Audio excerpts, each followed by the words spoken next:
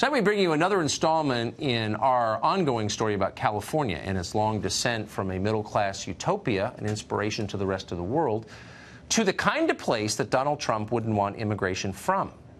For example, third world countries are known for election fraud. California's DMV has just admitted to accidentally registering more than 1,500 non-citizens to vote.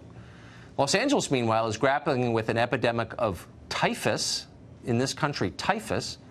In San Francisco, an app called Snapcrap, disgusting but true, has just launched to help residents there report local waste on the sidewalk to the government. Victor Davis Hanson is, like me, a native Californian. He's a senior fellow at the Hoover Institution. His family's been there for 6 generations in the same house. He joins us tonight. Victor Davis Hanson, it's an honor to have you on the set. Thank you. After all these years of talking to you by remote. So let's just stand back really quickly and ask the obvious question. How did the greatest state go to what it is now? You know, it was a perfect storm, Tucker. First of all, we had $3 trillion come in for capitalization of Facebook, Google, and Apple, and it convinced millions of people in that area where the money was concentrated, Hollywood, the big universities along that coast, that they were not subject to the ramifications of their own ideology. So they could afford to dream and have all of these restrictions, greater regulations, green utopian ideas, and it was always going to affect other people, mostly in the interior, but not always. So housing went up because of the regulations, small businesses fled, taxes.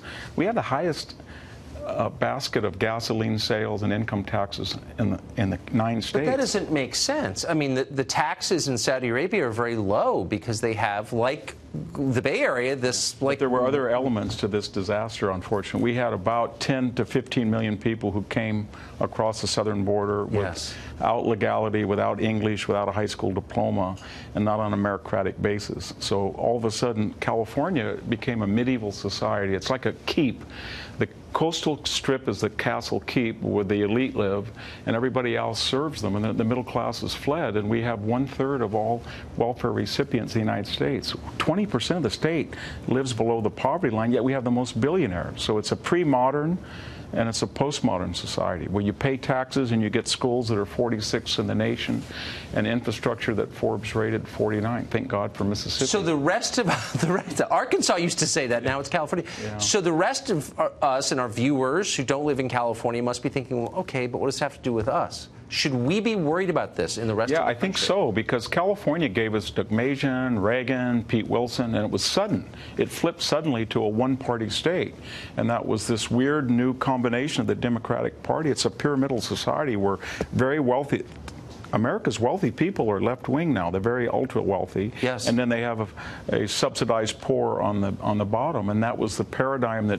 over-regulated, overtaxed, and sent people out of the state. But can I ask one question that I honestly don't understand? So let's say you're the 41-year-old multi-billionaire who owns Twitter, and 10 minutes away, people are dying of ODs in the sidewalk. Why don't you do something? I mean, Carnegie would have, Rockefeller would have. You feel guilty about your wealth, so in the abstract, you can afford to be left-wing and help the, quote, poor, while your kids go to in the Menlo Park, Sacred Heart, or Castanea. Yeah.